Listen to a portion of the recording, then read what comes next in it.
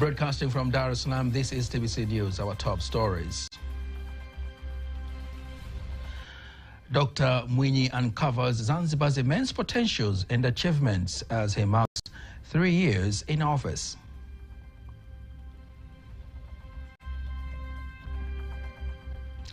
Tanzania to host 3rd International Quality Education Conference.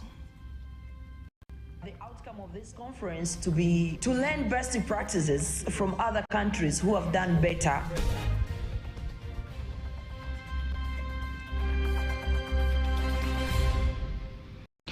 Thank you very much for joining us. I am Nasa Kingo. Just a reminder, you can also follow us live via our YouTube channel, TBC Online, and also get all the latest news through our Instagram, Facebook, and X pages at TBC Online.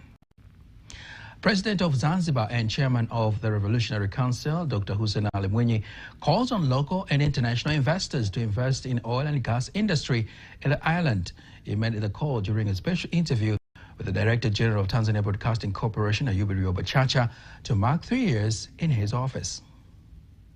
Tumekamilisha zoezi la kupima na kugawa zile tunazoita blocks za uchimbaji. We have completed and distributed the mining blocks. We have already advertised and interested mining investors are welcomed. Meanwhile, there are data rooms that have been established where oil can be detected. Anakaribishwa kuja na zile data. Kuna data room imeanzishwa ili mtu aweze kujua wapi anaweza akafanikiwa kupata mafuta. On the other hand, Dr. Mwinyi says his government for the last 3 years has set special provisions including improving infrastructure in Pemba to attract more investors in the island. We have put in place a policy that provides greater investment incentives and strategic investor status. Among them is tax reduction for an investor and the constructions of factories. The government has also built an industrial park to attract investors in Pemba, and in fact, the constructions of an international airport is underway as the budget has already been allocated. Tumeweka kama industrial park hivi eneo la viwanda maalum ili kuweza kuwavutia watu kuja kuwekeza pale kwa sababu miundombinu tayari ipo. Regarding the fishing industry, Dr. Mwinyi asserts that the industry is bound to undergo huge transformation upon completion of the strategic plan set by the Ministry of Blue Economy and Fisheries, which is part of the National 5-Year Plan in 2026. Tanzania Education Network will host 3rd International Quality Education Conference, which aims to create a platform for policymakers, researchers, academia, stakeholders, and students to interact and share the experience and knowledge on the role of education in the global transformation as the world witnessed the 4th Industrial Revolution. Speaking in Dar es Salaam, the head of program of Tanzania Education Network, Martha Makala, says that the International Quality Education Conference, among other things, will review how Tanzania education system will be financed, use proper teaching methodologies, and apply information technology towards the implementation of Tanzania Education Policy System 2027. Number one are to learn best practices from other countries who have done better in terms of strengthening their education system, based on the fact that as a country, we are now having reviewed education training policy edition 2023 and the new curriculum that will be executed from 2027. So we're expecting to learn what other countries have done in terms of ICT, in terms of research, in terms of education financing, but how better can we come up with deliberations as a country, as key implementers in the education sectors, so that we can strengthen our education system, but also making sure that we have a sustainable education financing so that we can meet all the requirements and have a smooth implementation of our policy as well as curricula. 7 countries have confirmed to attend the conference, which will involve 300 education stakeholders, professionals, and government officials from November 27th to November 29th in Dar es Salaam. The judiciary of Tanzania today has signed 6 contracts worth 49 billion Tanzanian shillings with 4 companies for the construction of 6 integrated justice centers in the regions of Songea, Katavi, Geita, Njombe, Simiyu, and Songwe. Speaking after signing of the contract, the Chief Court Administrator, Professor Elisante Ole Gabriel, says the move will ensure timely provision of services to the people, insisting the contractors and consultants to finish the project on time with the required quality. Emmanuel Samuel was there and has prepared the following report. The signing of the contracts is taking place at the Integrated Justice Center for Family Matters at Temeke in Dar es Salaam between the Judiciary of Tanzania and 4 companies for the constructions of 6 integrated justice centers in 6 regions. Professor Elisante Ole Gabriel, who is the Chief Court Administrator, says the constructions of the centers will bring the justice service of the judiciary closer to the people. We shall be constructing the integrated justice centers. The regions include Njombe, Katavi, Geita, Simiyu, Songea, and Songwe. The total amount of the 6 IGCs worth 49 billion Tanzanian shillings without VAT. I wish to take this opportunity to appreciate the support given to us by the central government through the Ministry of Finance for the exemption of VAT, which enable us to add more buildings to make sure that we have more IGCs. Then Professor Gabriel directs the constructors to finish the project on time, while the head of the Judiciary Delivery Unit, Dr. Angelo Rumisha, thanks the government for approving the funds for the implementation of the project. We don't expect any extension of time or variation of costs. I kindly request all contractors to observe quality assurance in the construction process. We don't expect you to subcontract to any other subcontractor without the consent of the client, because that won't be acceptable. We are really grateful for our partners, stakeholders, that have enabled us to do these things and make the reality happen. Some of the local constructors who have won the bid for the constructions of the centers vow to finish the work on time and with the expected quality. The duration of the contract is 9 months, and they were expecting, Judiciary said there will be no extension, and we expect no extension because we have confidence in ourselves to deliver this project at the time that is given by the Judiciary. The government has approved the 49 billion shillings for the constructions of the 6 integrated justice centers. Reporting from Dar es Salaam, Emmanuel Samuel, TBC News. From Dar es Salaam, now we go all the way to Shinyanga, where the government has started the renovation of the Shinyanga airport, which will cost more than 52 billion Tanzanian shillings upon its completion in November in 2024. The manager of Tanzania National Roads Agency TAN Roads in the region, Mibara Ndilimbi, says the renovation progresses well, and it includes the construction of the Kurata Road and a 2 kilometers runway. It is a 2,000-meter long runway construction, which shall include an entry and exit structure, an airplane parking lot, a passenger building, a weather station building, flight guidance lights, and a perimeter fence. On the other hand, the Shinyanga Regional Commissioner, Christina Mdeme, has instructed the contractor of the project, Chico Company, to ensure the project is completed on time. Tujenge mradi huu tukizingatia. This airport should be built by keeping in mind the allocated budget as well as the quality standards. The Director General of Fair Competition Commission, FCC, William Erio, assures local industrial manufacturers that his commission is ready to facilitate access to technology and assist in forming alliances with major international corporations to boost their output while maintaining standards and quality, and hence position the nation to benefit from the Africa Continental Free Trade Area program. He made the assurance in Dar es Salaam while opening a seminar for industrial producers on counterfeit products. Rehema Sababili was there and has prepared the following report.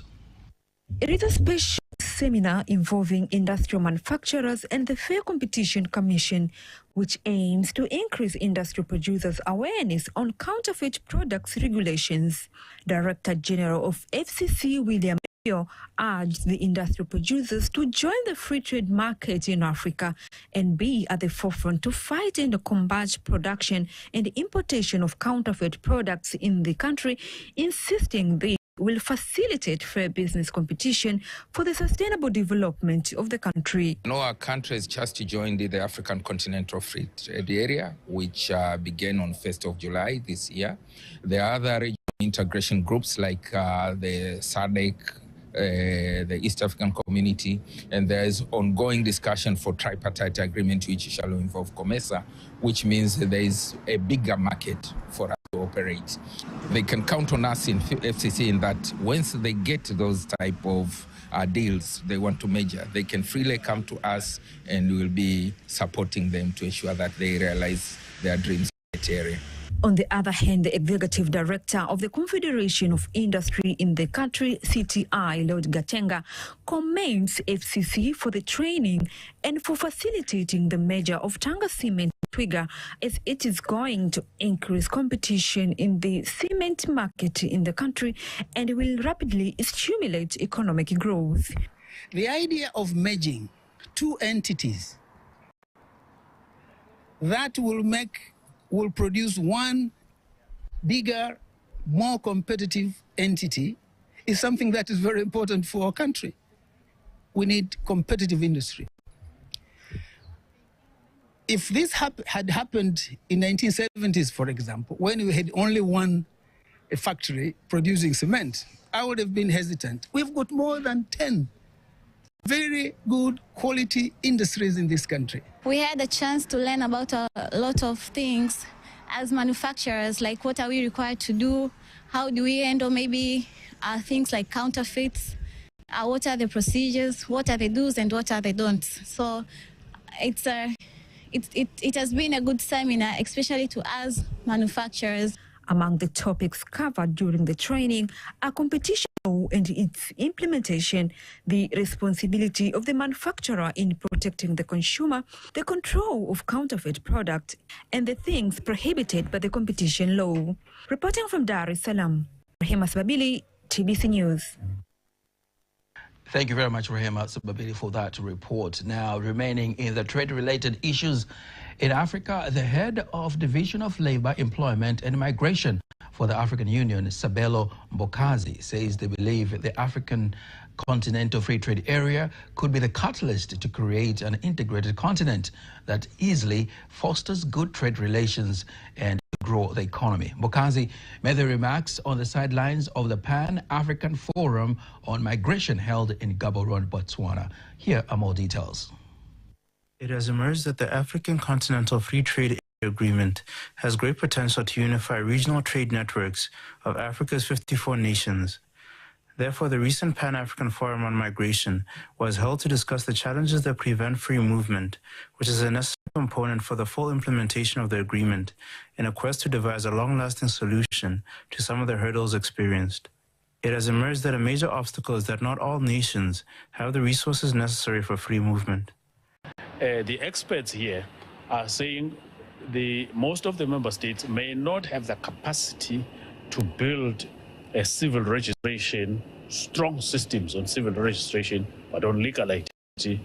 So they called on the international community and partners to provide support so that we can build a capacity for legal identity civil registration.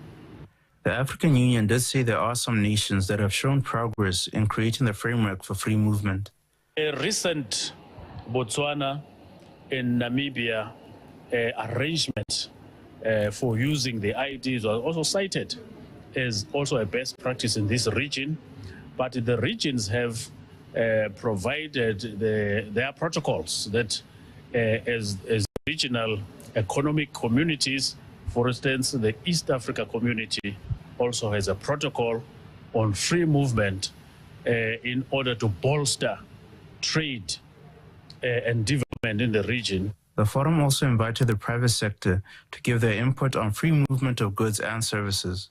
The business sector has expressed concern that there are many red tapes and barriers for movement of goods around the continent. There are barriers in the movement of services. There are barriers in terms of trade among the African countries.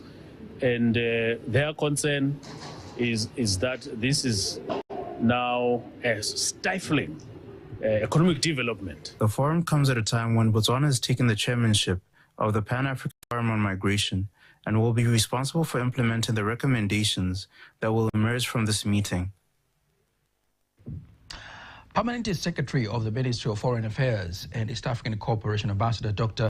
Peter Shelukindo says goods worth 64.7 billion Tanzanian shillings have been exported to Indonesia in the year 2022 from Tanzania, and he remains optimistic of better trade ties with the country. He made the revelation in Dar es Salaam during reception and cultural night to commemorate the 78th anniversary of Indonesian independence. Here is a report by Ismail Bugda, read by Faidan Gaga.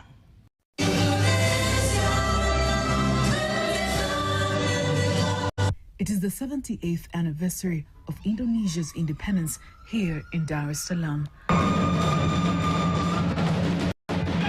The Permanent Secretary of the Ministry of Foreign Affairs and East African Cooperation, Ambassador Dr. Peter Shelukindo, explains how trade ties between the two countries stand. Tanzania and Indonesia have been trade partners for many years. In 2022, Tanzania export to Indonesia amounted to Tanzania shillings 64.7 billion, while Indonesia imports to Tanzania were around Tanzania shillings 173 billion. Moreover, in the same year, the trade volume between the two countries reached Tanzania shillings 237.8 billion. The statistics demonstrate a huge potential to trade more in order to address existing trade imbalances. On the other hand, the Indonesian ambassador to Tanzania, Triyogo Jatmiko, says his country expects to increase investments, especially on the areas of energy and mining. There will be coming more investment of Indonesian in the energy sector, and now in the pipeline. We are still discussing it with TPDC, with the Ministry of Energy. Not only in energy, but we are also going to invest in here in mineral, and also the one that is quite big there is an investor from Indonesia who build fertilizer plant here in Tanzania. Some of the Indonesian citizens living in Tanzania used the opportunity to express their happiness with the Tanzanian culture. We appreciate what we are doing together tonight, and especially that we collaborate through the art, to the music, which is a universal universal collaboration that you can do together to even strengthen the relationship between the two countries. Diplomatic cooperation between Tanzania and Indonesia has experienced almost 60 years of cooperation, and Indonesian Independence Day is celebrated on the 17th of August to commemorate Indonesia's declaration of independence from colonial rule. That's the story there by Ismail Bugda and read by Faida Ngaga. Now, as today is Friday, TBC News brings you another interesting tourism feature, and tonight we take a look at the Ngorongoro Conservation Area, which is in the northern part of Tanzania. It's home to vast volcanic Ngorongoro crater and the Big Five, that is the elephant, lion, leopard, buffalo, and rhino, among other attractions. My colleague Faith Ngaga has prepared the following insightful feature about Ngorongoro Conservation Area. Ngorongoro Conservation Area is a home to a variety of ecosystems, including highland plains, savanna, grassland, forests, and marshlands. This creates a diverse landscape that offers habitats well suited to a wide range of wildlife.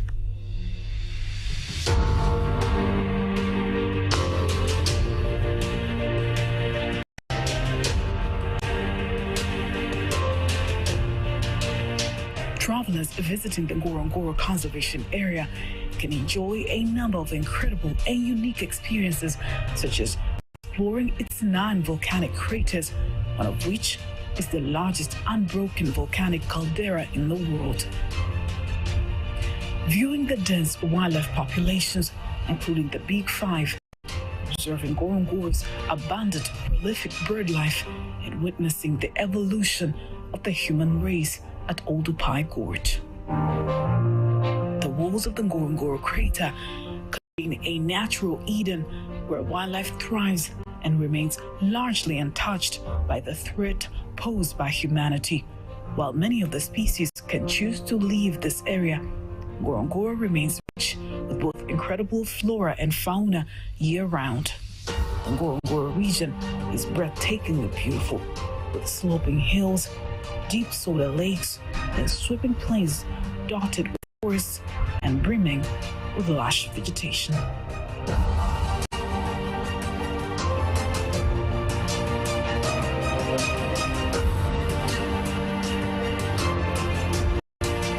Because of its natural beauty, the crater is chosen as one of Africa's 7 natural wonders.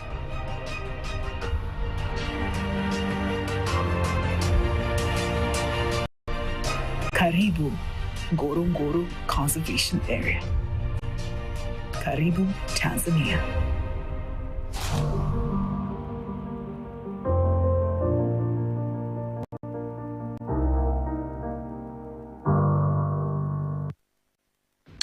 Interesting. Those are the wonders of the Ngorongoro Conservation Area. Thank you very much, Faith Ngaga, for that insightful feature. Now, before we wind up the local news tonight, let us now have a look at today's exchange rates according to the Bank of Tanzania, BOT.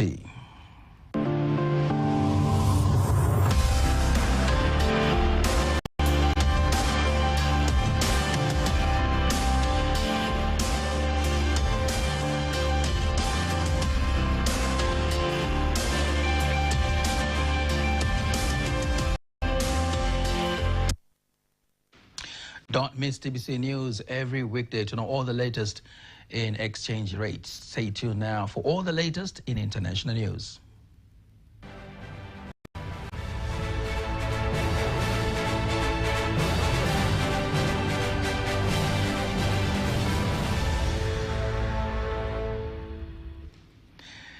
And here is international news as compiled by Dorothy Murray and read by Faith Ngaga.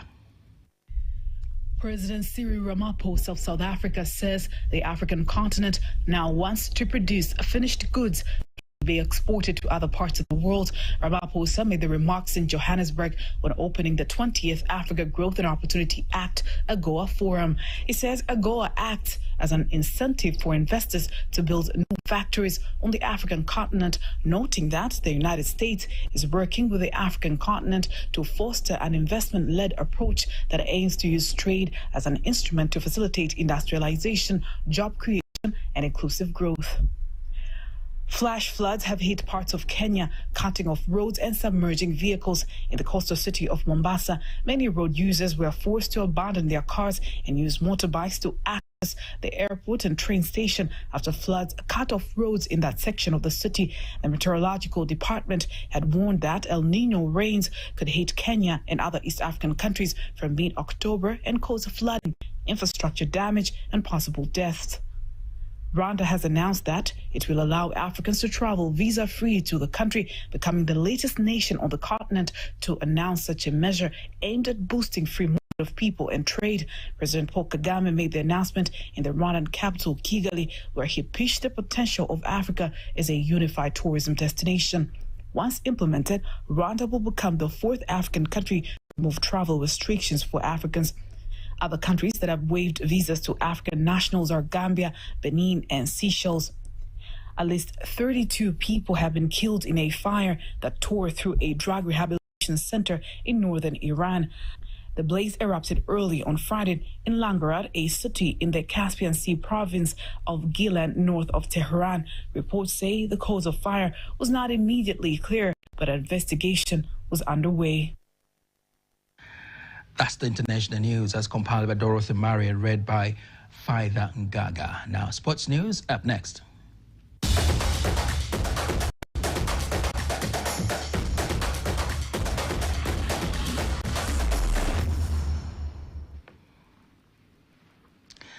And in sports news, the National Arts Council of Tanzania Executive Secretary Dr. Kedmond Mapana says the council has formulated an ethical code of conduct that will direct artists when producing their work to preserve cultural values of the nation. Dr. Mapana insists the codes of conduct will act as a reference point for the production of artworks to protect the morals and ethics of Tanzania through music. Sisi kama serikali tunakuja vizuri. As a government, we are well organized, and that's why today we believe through these guidelines, we're going to solve a lot of issues, while we are believing that the world is transforming very fast and we must change with it. And that's why we consider to change our guidelines. What you want to say is arts has become a real serious business, and everyone is looking on how to do his or her business, but we are warning them to avoid creating unnecessary attention. Always remember Tanzanians, and we have our own customs and norms. Sisi ni Watanzania, tuna mila na desturi zetu. Music has been in the spotlight recently following government directing National Arts Council to take action against the songs produced that are against the moral values. And that's the sports news. And now, before we conclude the news bulletin, let's take a look at the weather forecast for the next 24 hours. Hello, this is Amina Saleh from Tanzania Meteorological Authority. Welcome to 24 hours weather forecasting starting from tonight. Tanzania Meteorological Authority had issued a warning of heavy precipitation over the northern coast, Lake Victoria Basin, Kigoma, and Katavi. And also Tanzania Meteorological Authority had issued an advisory of strong wind reaching 40 km per hour for the southern coast. And tomorrow, the wind expected to flow at the speed of 30 km per hour for the northern coast, and expected to flow at the speed of 40 km per hour for the southern coast. And the state of the sea is expected to be moderate to rough. For the lakes, the wind expected to flow at the speed of 20 km per hour over the Lake Victoria and Lake Tanganyika, and the state of the lakes are expected to be slight. Over the Lake Nyasa, the wind expected to flow at the speed of 40 km per hour, and the state of the lake is expected to be moderate. A rainfall model indicating chance of precipitation over the western part of the country, over the Lake Victoria Basin, toward the north, toward the coast. And for tonight, over the Lake Victoria Basin, Kigoma, Katavi, and northern coast are expected to feature partly cloudy condition, thunder showers over a few areas. Over the northeastern highlands are expected to feature partly cloudy condition, rain showers over a few areas. And the rest part of the country are expected to feature partly cloudy conditions. For tomorrow, over the extreme northern coast, which include Tanga and islands of Unguja and Pemba, over the Lake Victoria Basin, Kigoma, and Katavi, are expected to feature cloudy condition, thunder showers over most areas and sun interval. Over Dar es Salaam, Pwani, and Kilwa are expected to feature cloudy condition, thunder showers over some areas and sun interval. Over the northeastern highlands, Tabora and Rukwa are expected to feature partly cloudy condition, thunder showers over a few areas and sun period. Over the central, southwestern highland, southern region, and in Mtwara are expected to feature partly cloudy condition with light rain showers over a few areas and sun periods. Now let's have a look on 4 days weather forecasting.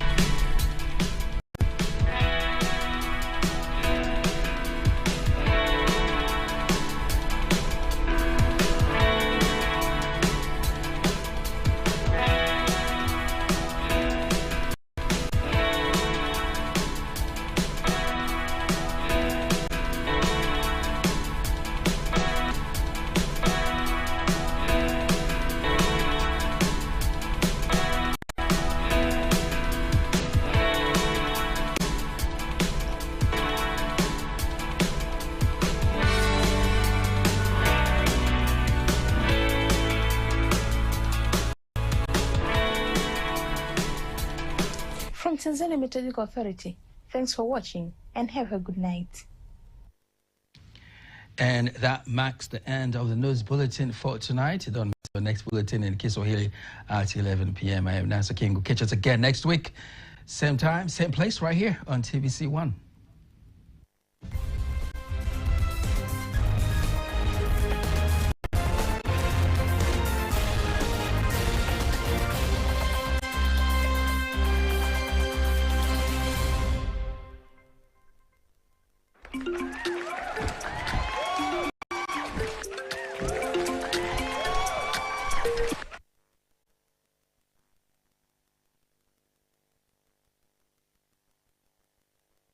Hello Tanzania. Habari wa Tanzania, habari za Ijumaa. Kama kawaida ule wasaa wa Mwokoto ndio huu.